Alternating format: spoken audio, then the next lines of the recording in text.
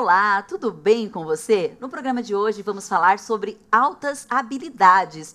E não se trata apenas de tirar notas altas ou aprender rápido. Vamos entender como identificar esses talentos, os desafios que essas pessoas enfrentam e de que forma escola e família podem apoiar o desenvolvimento pleno. Quem nos ajuda nessa conversa super interessante é a neuropsicóloga Gabriela Cruz. Tudo bem, Gabriela? Tudo jóia, muito prazer. Nós que agradecemos, o prazer é todo nosso, né? E além da participação da Gabriela, eu também não posso deixar de lembrar você já sabe, né? A TV Câmara conta com tradução em Libras em toda a nossa programação. E eu tenho sempre a participação da Ana Furtado, que fica aqui do meu ladinho, que está na tradução de Mais Esse de Bem com Você, e que me ensinou aqui o sinal, né, Ana, da altas habilidades. Vamos ver se eu vou fazer certo. Altas habilidades. Muito obrigada, Ana. Vamos lá. Nossa, que prazer receber você. Primeiro, vamos começar falando um pouquinho sobre esse conceito. Altas habilidades. Então, vamos lá. Altas habilidades, né, é um perfil neuropsicológico, né, onde a gente vai ter aí um cérebro que funciona, né, numa velocidade muito mais rápida, com uma criatividade muito maior, com persistência nas tarefas, né? É um cérebro que funciona de um jeito diferente. Olha, né? É como se ele não desligasse. Exatamente, quase isso também. Gabriela, e as pessoas confundem muito altas habilidades e usam o termo superdotação. Então é importante a gente explicar que até, inclusive, as especialistas, elas não gostam desse termo superdotação, né? O termo correto, altas habilidades. Sim, durante muito tempo, né? Hoje ainda se utiliza o termo superdotação, né? E aí a gente considera a superdotação como as crianças gênios, né? Que já têm essas habilidades inatas, né? E altas habilidades são aquelas que também são desenvolvidas, né? Então, são termos muito parecidos, né? A gente existe ainda alguns teóricos que falam algumas coisas, outros que dizem outros. Estamos entrando num consenso, porque além de ser uma coisa muito antiga, mas é muito nova, Sim. né? Tá vindo muitos estudos ainda aí para nós. Então, a gente vai ter essas duas nomenclaturas que basicamente vão caminhando juntas, Sim, claro, né? também não são tão diferentes assim, né? Não Sim. está 100% errado. Exatamente. E quais são os principais mitos, os principais equívocos quando as pessoas pensam em pessoas com altas habilidades? Eu acho que o primeiro equívoco é quando as pessoas acham que quem tem altas habilidades, eles sabem tudo.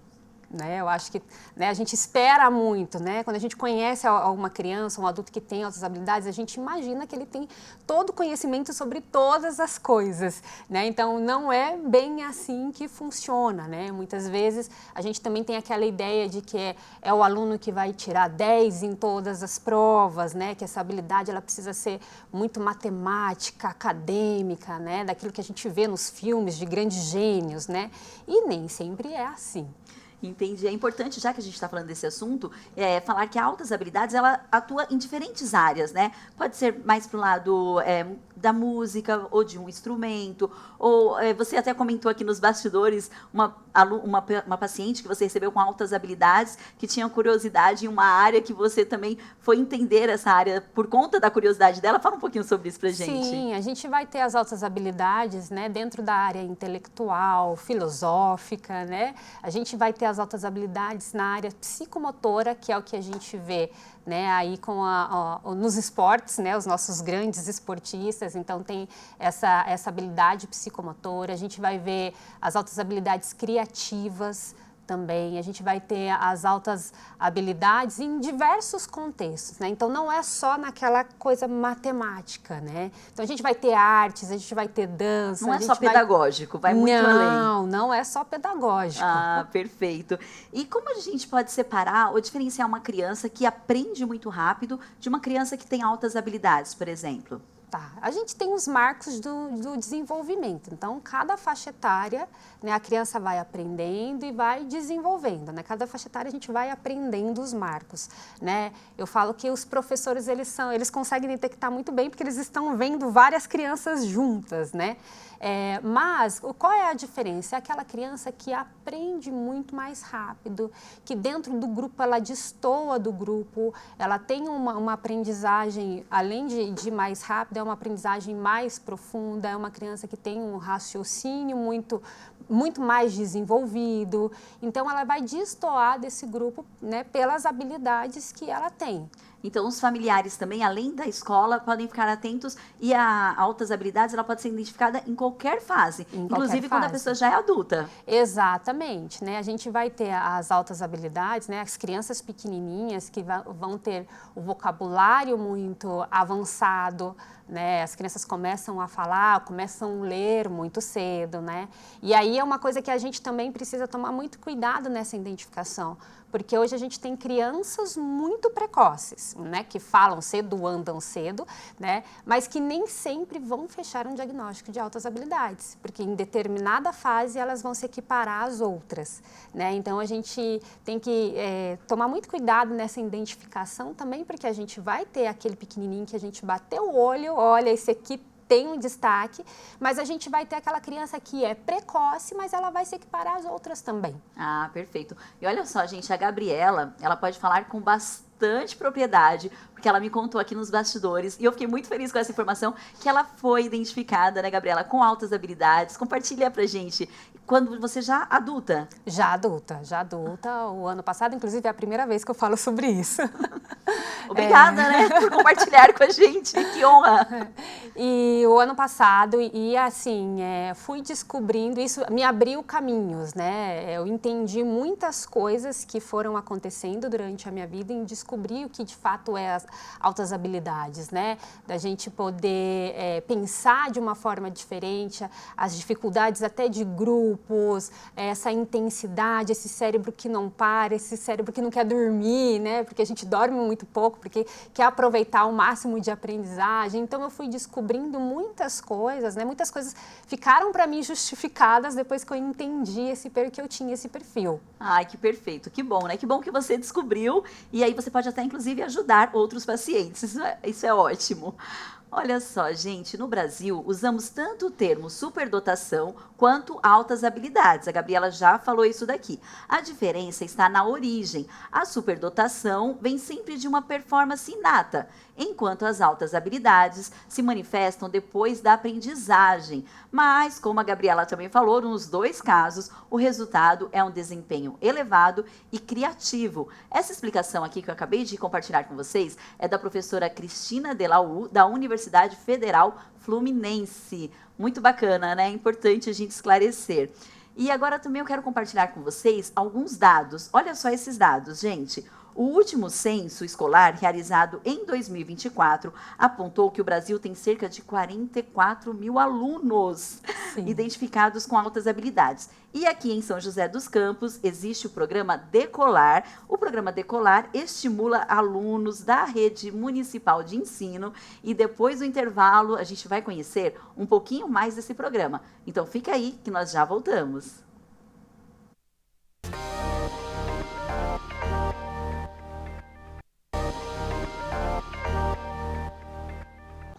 Estamos de volta. O tema do De Bem com Você de hoje é altas habilidades.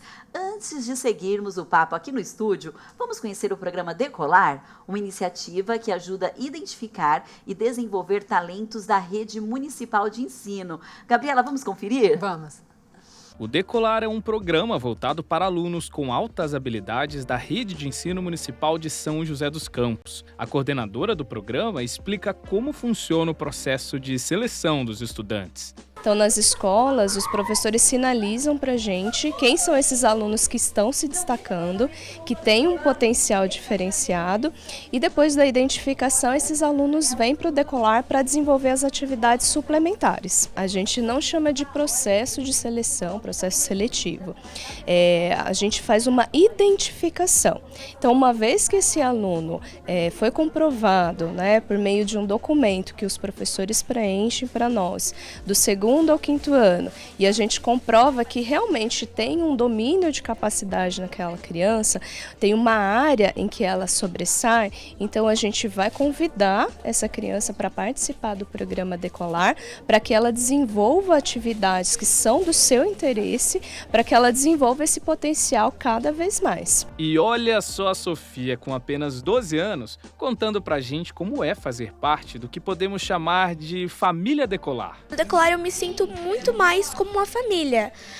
Tanto os alunos como professores, eles me acolhem pelo que eu sou.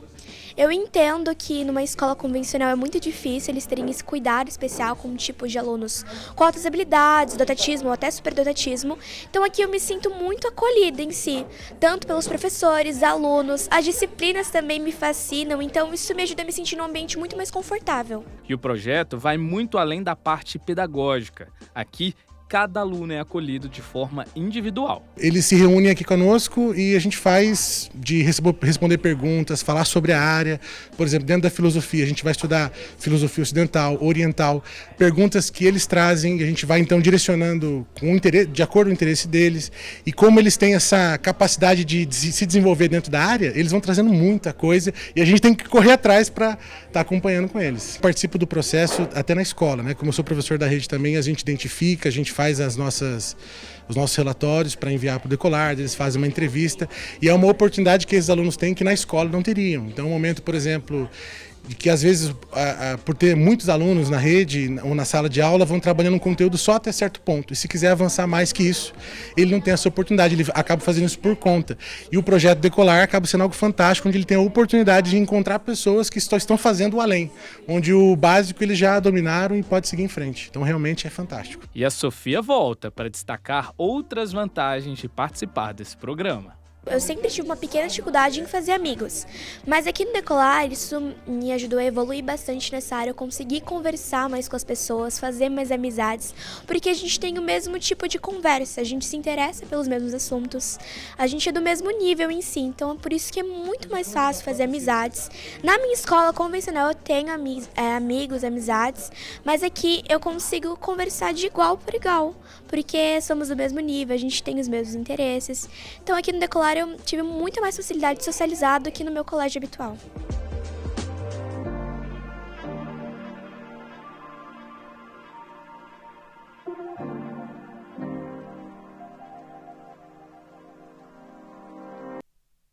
Muito bacana, muito obrigada, Lucas Guerra. Que programa interessante, não é mesmo? E olha só, gente, a Prefeitura de São José dos Campos está com inscrições abertas para voluntários interessados em atuar no Decolar.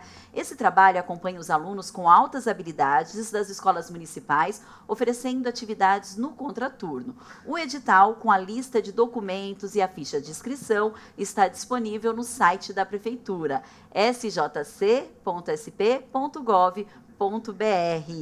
Você já conhece o Decolar, que você me contou aqui, inclusive já foi uma voluntária do programa. Sim, fui voluntária em 2013, faz tempo. Olha, se quiser voltar, o edital está aberto. Mas, Gabriela, voltando aqui para os estúdios da TV Câmara, quais são os principais desafios que as crianças enfrentam, principalmente quando a gente fala no ambiente escolar? Porque são grandes, né? A gente que acompanha na reportagem, que para socializar, mas existem outros desafios também. Quais são os principais? Sim, geralmente as crianças elas estão à frente das outras crianças, né? Então muitas vezes terminam as tarefas mais rápidas, né? E aí fica com aquele tempo muito ocioso, porque às vezes a tarefa é muito fácil, né? Tem a questão da socialização, né? Como ela disse pra gente, então tem os hiperfocos, então nem sempre os interesses vão ser os mesmos interesses do grupo, né? Então esses são uns dos principais desafios, né? Que as crianças acabam enfrentando dentro do ambiente escolar. E é comum que essas crianças, de repente, enfrentem um certo isolamento, né? Ou elas podem ficar...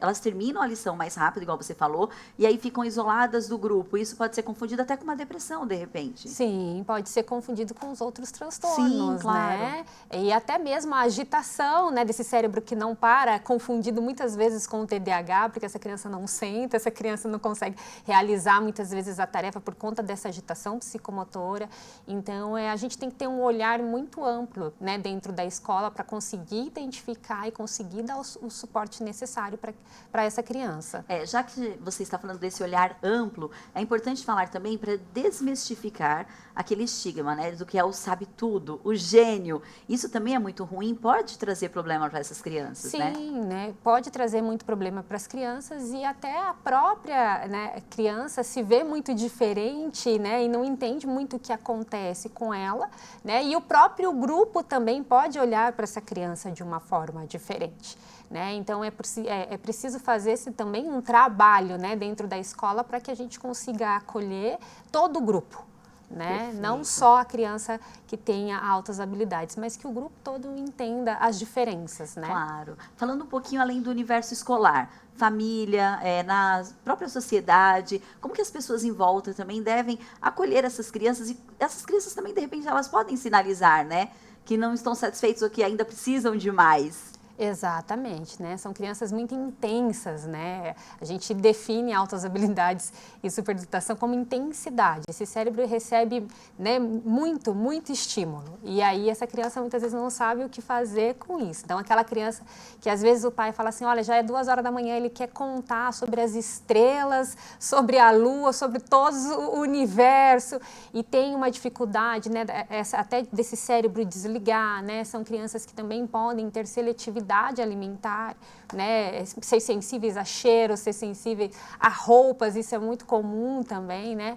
Então, identificar a superdotação é também ajudar a família, esses pais a entenderem também, porque é uma questão genética. Então, provavelmente esse pai ou essa mãe também tem, né? Então, quando a gente fala que quando a gente cuida de uma criança, a gente cuida da família toda. Perfeito. Nossa, que bacana essa questão do fator genético, né? Que eu não sabia, eu confesso que eu não sabia. E, além de tudo, os pais também podem prestar bastante atenção que, como nós já repetimos aqui, é importante a gente falar, a questão do pequeno gênio ou do super gênio, e essa questão não é só matemática, inglês, mas a questão, como que eu posso dizer, de sentimentos mesmo, né? Sim. E às vezes essa criança é muito intensa para expressar um tipo de sentimento. Exatamente, é o que chega muito sensível para esse cérebro, né? Então, emocionalmente também são crianças muito intensas. Então, para expressar o que estão sentindo, essa preocupação, até mesmo de uma empatia excessiva com o outro, né? Desse sofrimento, porque o mundo é assim, né? Então, esse senso também de justiça, senso que é crítico, muito, você falou que é muito também, aflorado. Que é muito aflorado. Essa questão dela também se autocobrar, porque eu preciso fazer o certo, o correto. Então, existe uma autoexigência também, uma dificuldade de lidar com o erro, né? Então, eu sempre falo que, assim, né, altas habilidades nem tudo são flores, né? Vão ter seus desafios, né? Identificando precocemente, a gente pode dar um desenvolvimento muito melhor para essa criança. Para toda a comunidade, né? Exatamente. Toda a sociedade sai ganhando. Olha só, gente, no próximo bloco, a neuropsicóloga Gabriela Cruz traz dicas práticas e valiosas para famílias, escolas e para a sociedade, como a gente está falando aqui, né? De como ampliar o potencial desses talentos. Então fica aí que nós já voltamos.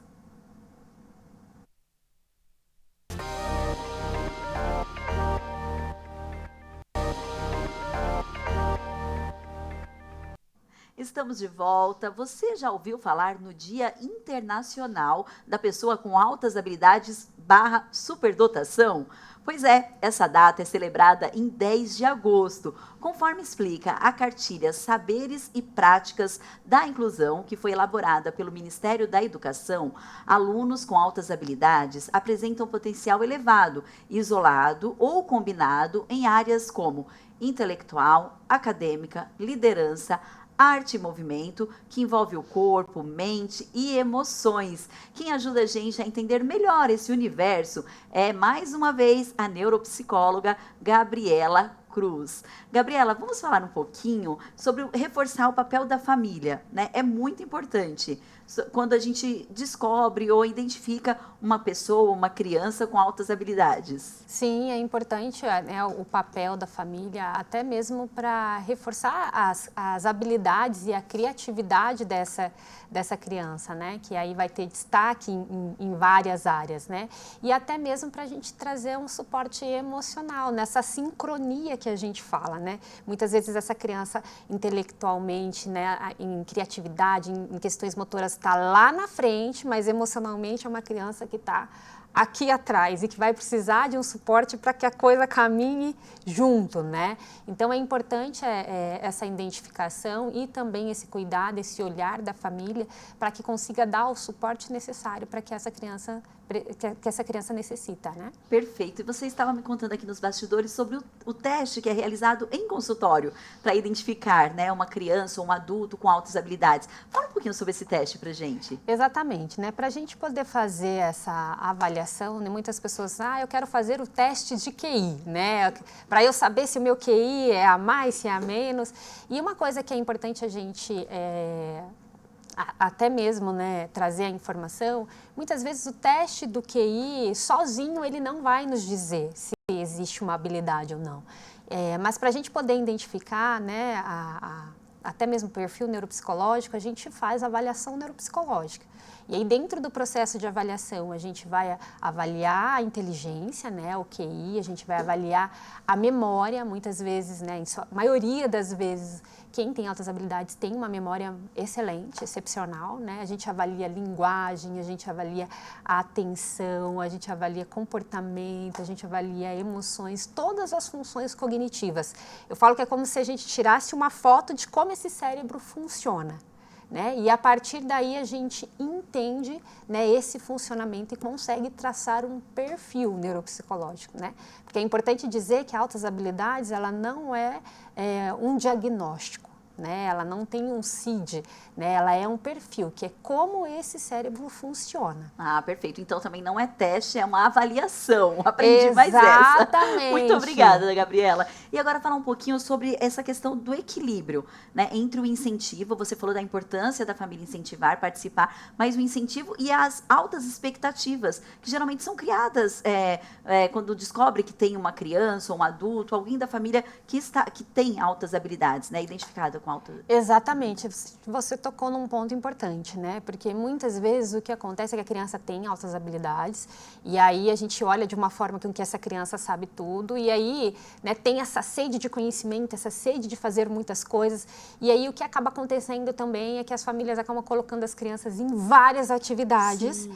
E sobrecarregando essa criança, né? E muitas vezes não validando aquilo que de fato ela tem uma criatividade e que ela tem uma habilidade para, né? Então a gente tem que pensar que essa criança é criança, que essa criança precisa dormir, essa criança precisa do ócio, essa criança precisa descansar, né? E nós não somos uma máquina, né? Então a gente precisa ter todo o equilíbrio, né, entre oferecer oportunidades de interesses, né, dessa criança, mas também respeitando, né, esse corpinho que também precisa aprender, calma, vamos lá, vamos se reorganizar, vamos descansar, porque senão a gente não consegue até mesmo desenvolver as habilidades com eficiência. Claro. É importante também, já que a gente está falando de família, sociedade, comunidade, os benefícios que a sociedade acaba recebendo, né, desses talentos que estão aí, né? São inúmeros. Inúmeros, né? A gente vai ver desde aí do futebol, né? A gente vai ver pessoas que estão descobrindo muitas coisas, muitas doenças, estão criando muitas coisas, né?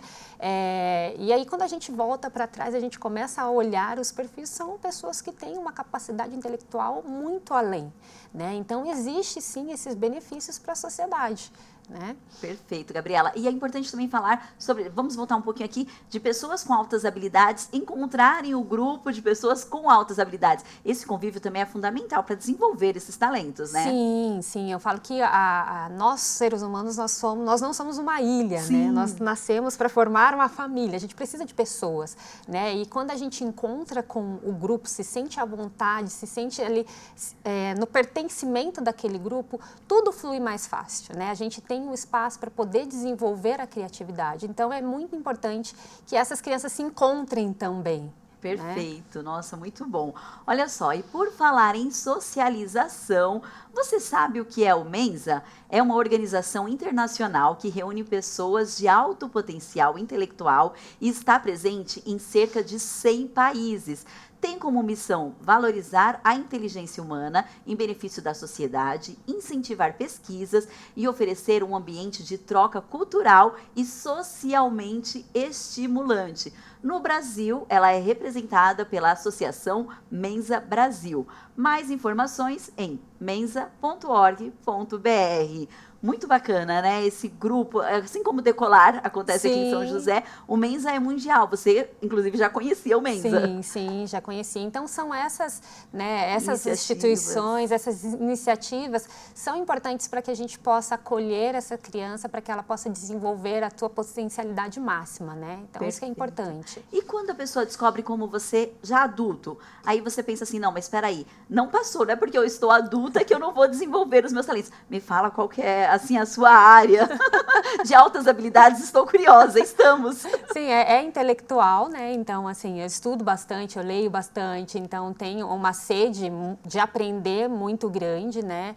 Depois que a gente descobre quando adulto, acho que justifica muito mais do que a gente já passou, na verdade, e abre caminhos de enxergar a nossa potencialidade, né? Porque na maioria das vezes a gente enxerga isso como a gente vive como se fosse uma coisa típica de todo mundo, normal. Né? A gente não consegue identificar esse destaque dentro do meio, como as outras pessoas conseguem enxergar. Né? Então, a gente traz muito mais pesos, muito mais críticas, né? Porque isso também é uma coisa das altas habilidades, a gente tende a ser mais autocrítico, a exigir mais da gente, mas, por outro lado, a gente também, entendendo esse perfil, a gente consegue olhar com mais leveza para a gente mesmo. Acho que é isso que é uma das coisas que vai trazer de oportunidades e de um olhar mais cuidadoso. Ai, maravilhoso. Nossa, Gabriela, muito obrigada por compartilhar com a gente as suas altas habilidades. Maravilhoso esse programa, eu tenho certeza que esclareceu e vai ajudar muitas famílias que estão em casa. Obrigada. Muito bom mesmo. Olha só, gente, então eu fico por aqui, né? Agradeço a participação da Gabriela, a participação da Ana na tradução em Libras aqui do meu ladinho. Se você quiser rever esse programa ou outros programas da nossa grade de programação, é só acessar o nosso canal no YouTube, as nossas redes sociais, o endereço você já sabe, eu falo sempre aqui e é muito fácil, @TV Câmara SJC. Até o próximo programa e eu sempre gosto de repetir. Fica aí, de bem com você, até mais!